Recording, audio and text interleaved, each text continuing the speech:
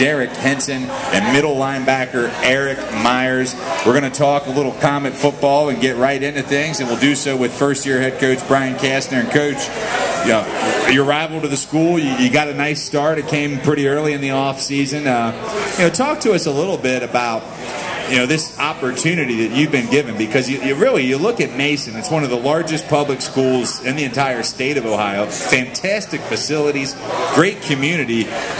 Just expound on what it meant to you to even be considered for the job, much less even get that opportunity. Check. You make it sound. Check.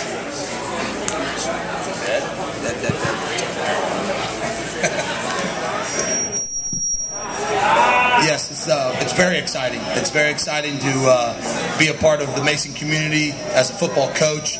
I've been teaching there now for 8 years, and just real excited to get to know these group of guys and do some special things with them. We're doing some good things right now. We've had 3 weeks that we've been really feeling like we're getting a lot of positive things from them, trying to stay healthy, but it is definitely really, really exciting.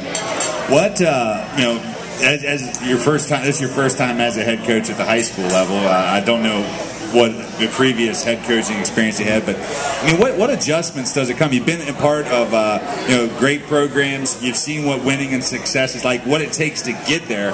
But now that you're the CEO of the program, if you will, I mean, what you feel like are your greatest challenges with your own skill set? Well, I think, high school sports, especially this game, football, is about building relationships with your players. And I put a group of guys together as far as a staff-wise that care about these kids and care about players. I've been coaching now for 17 years and was a part of some great programs during that time. And most importantly, under some great coaches at that time. And I've learned a lot from them.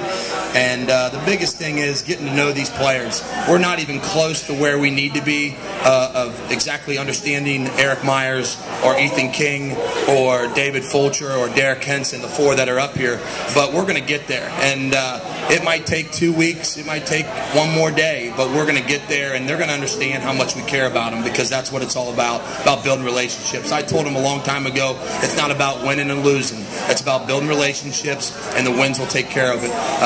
We care about them more than anything right now, and when we don't have a good practice today, we didn't have a good practice, and it's eating our coaches up. We come into the staff room and we're just trying to find out why the heck can't we have a good practice on a Monday when they've been relaxing and enjoying the weekend. So we're fighting, we're getting after each other, and we're going to find answers. And I feel this group of guys that we have are really doing some good things right now.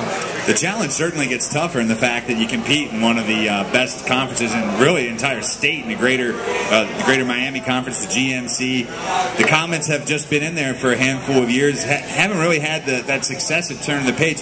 What do you believe to be the key factors to win inside the conference? Is it a certain style of play? Is it a no? If anybody thinks it's a style of play, you're crazy. I believe that it's about kids, about knowing what they want, knowing what they need, and really getting inside them and understanding, what this family atmosphere that we put at them and put on the table. We're really trying to get tight knit and understand each other, and that's where I'm hanging my hat on. I mean, you can spread it out, you can run wishbone, you can run a 3-3, you can run a 4-3, you can run a 7 diamond. I don't really care what it is. It's about knowing your kids and knowing the players.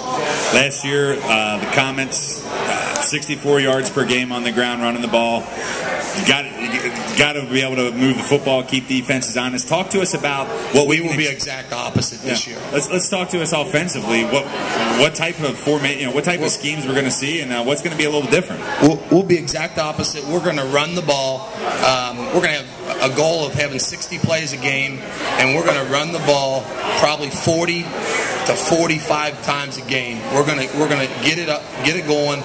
We have some good backs. backs on top of David Fulcher to run the ball and give him a little bit of a blow. But we're going to run the ball, and we're going to throw it probably anywhere between 15 and 20 times a game. So, that's where we're at, and that's what we're going to believe in. And we're going to play great defense. We got to play great defense. My brother, who's Keith Castner, who's the defense coordinator, has done a great job, and Dan Benjamin, who's here as special teams coordinator, has done a great job. If you watch our practices, if you ever come out and watch our practices, it's pretty high energy, high intensity, and we really feel we're doing a good job of putting stuff in place to make that happen. Final question before we get to some of these players. Obviously, you got a boosters meeting going on over there. Yep. How important do you think it is to get the community involved behind your program to support your team, especially at a school of Mason's size? We think it's very important. We got a lot of things going on with the community. We're going to be eating here Thursday afternoon. We're going to have our team dinner here before we head to Springboro.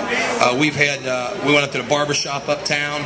We've went out to eat up to Quatman's and Mason Grill. We call it stirring the community. They've won 8 games in 3 years here. So, I mean, I'm not telling you anything most people don't know, but when you win 8 games in 3 years, it beats down these seniors. You got 4 seniors here that are tired of losing. And, you'll see it here sooner or later. They're working through a couple of injuries, but, 8 games in 3 years, that'll take a toll on anybody.